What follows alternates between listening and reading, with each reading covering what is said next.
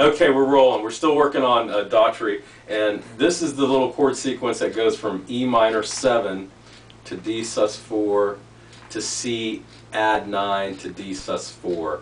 And I'll play it really quick the way I play it, but then I'm going to give you a simpler way to do it if you're just learning and trying to get the whole strumming and switching chord things down, because I think over time you kind of do like the fancier sort of strumming kind of almost automatically once you know the song, it's in your ear and you get a little experience playing. But at first sometimes it's easier just to simplify the song so you can play it and the chord changes can sound good and you can accompany yourself singing or a friend singing, whatever.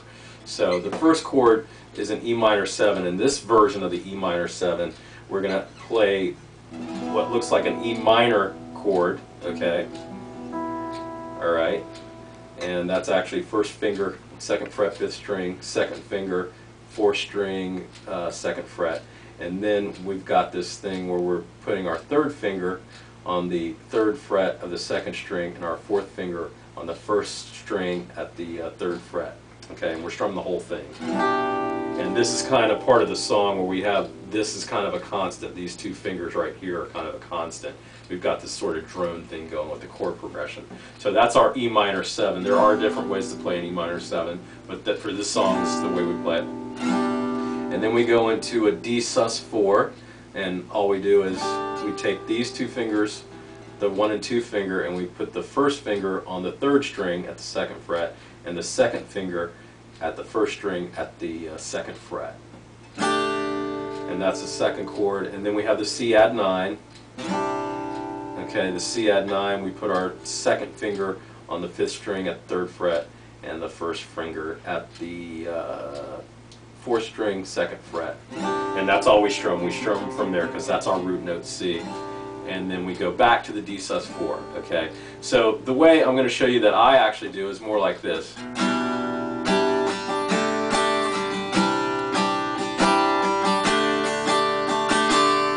So something like that. What I'm going to teach Jessica to do is just play 2 downstrokes on each one of those chords. But the rhythmic timing is a little bit different. We won't really break it down like how it would look on staff paper, but just take a listen to it. The E minor 7.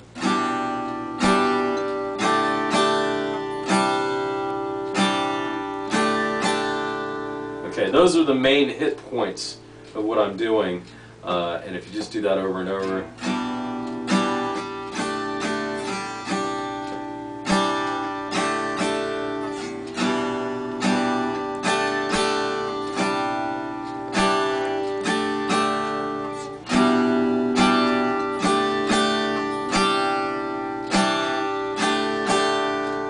And then you should notice over time, as your ear develops and your guitar playing skills develop, you basically won't really have to think about any of this stuff.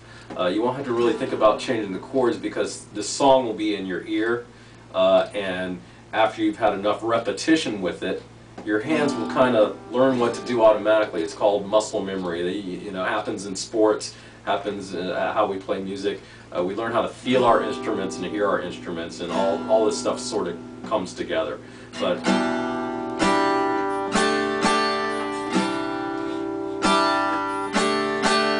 so that's that portion of the chord progression. If you do it like that, practice like that, and just listen a lot to the song. And just a quick note here, I'm actually in standard tuning here, as opposed to how it is on the record, which is a half-step down tuning, meaning instead of E, you have an E flat. Instead of A, you have an A flat. Instead of D, you have a D flat. Instead of G, you have a G flat. Instead of B, you have a B flat. Instead of the high E, you have an E flat.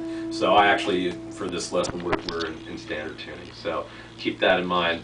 But practice along with the record if you can in this tuning he's in, and just take your time and it'll come along. Thanks.